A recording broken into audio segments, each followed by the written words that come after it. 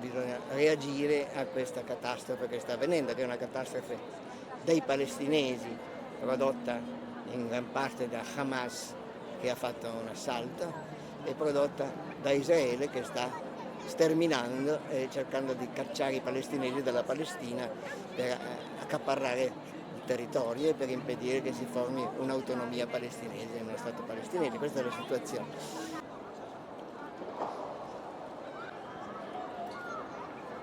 Oggi è anche la giornata europea della cultura ebraica. Voi avete deciso di celebrarla qua in Piazza Duomo con le bandiere palestinesi. Qual è il significato per voi di questa giornata? Che l'obiettivo fondamentale, secondo me, è quello che vengano riconosciuti due popoli. Il diritto dei popoli ad esistere e il fatto di esistere. Non è come sono nati, se sono nati nel torto, nella ragione, eccetera. Esistono due popoli, bisogna che siano riconosciuti.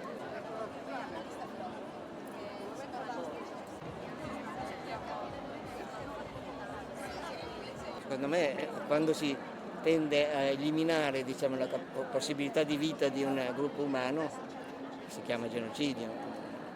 La possibilità di sopravvivere, di continuare nelle generazioni, quando cominci a ammazzare, diciamo così, lo strage degli innocenti è un'antica cosa mitologica che allude al genocidio.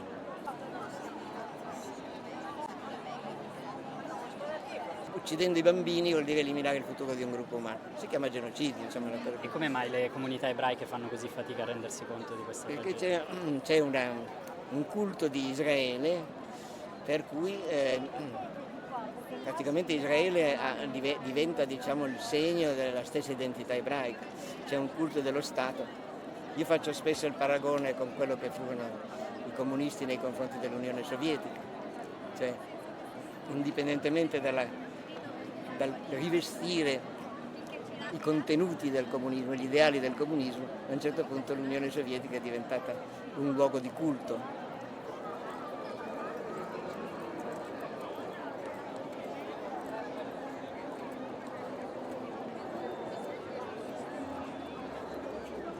Siamo qua adesso in questo presidio da 2 mesi, tutti i giorni, dalle 6:30 alle 7:30, in silenzio, con cartelli, bandiere, un'ora, tutti i giorni, siamo partiti in 10, adesso siamo in più di 100, 150 e vogliamo riempire la piazza. D'altronde certe volte le voci silenziose sono più assordanti delle urla.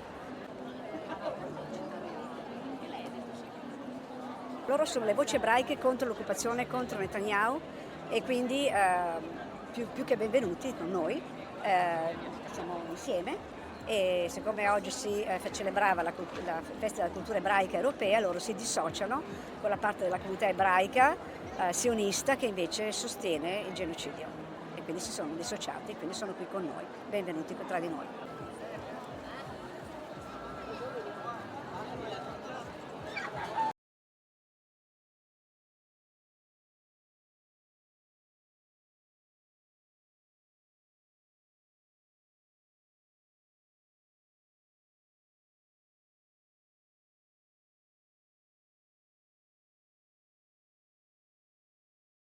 You know, the great advantage that you people on the flotilla have over the IDF, in fact, over the whole country of Israel. And it's a huge advantage, particularly as you're on the high seas at the moment, is that you have a moral compass to follow, and you are following it.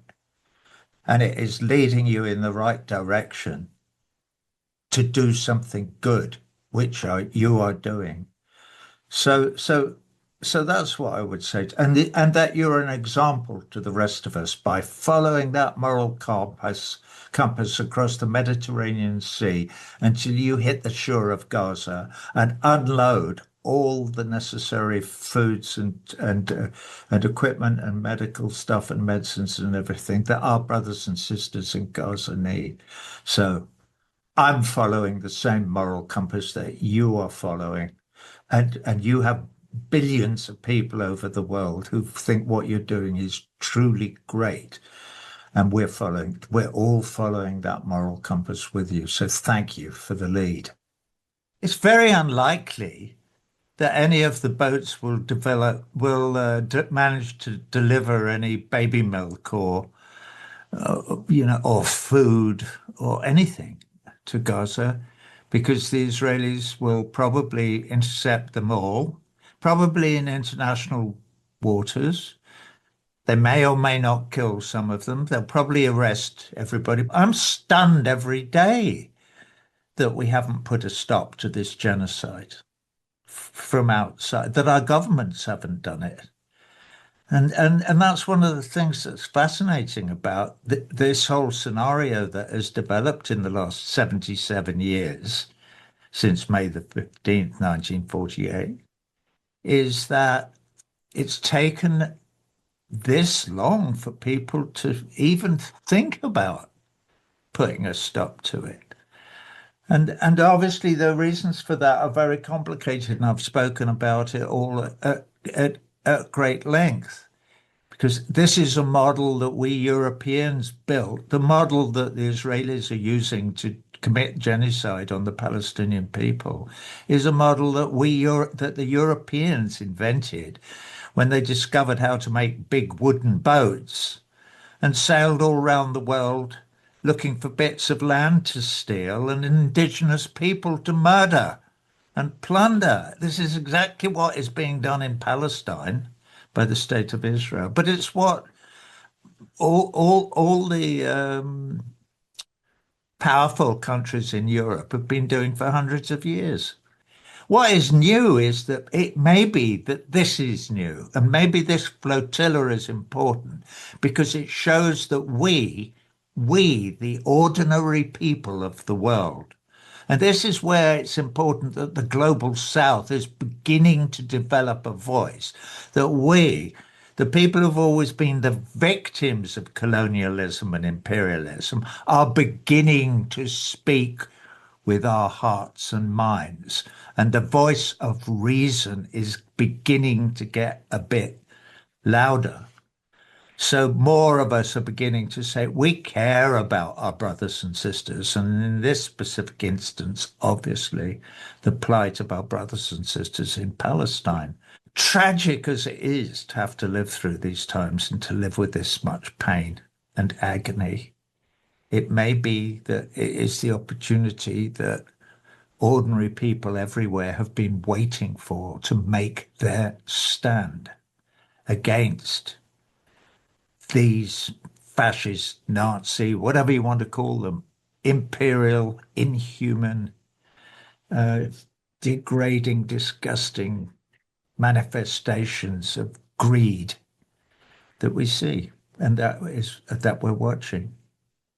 I mean, I can imagine almost being on a small boat out there in the Mediterranean Sea now. I sort of wish I was, in a way, alongside the other boats in that flotilla. What's going to happen? There's no way to know. We need to turn their ship around. The ship of state needs to be turned around, and because it's sailing towards the rocks. Not just King Trump's state or Keir Starmer's state, it's our state that they're sailing towards the rocks because they have no moral compass. They do not believe in love and truth. We do.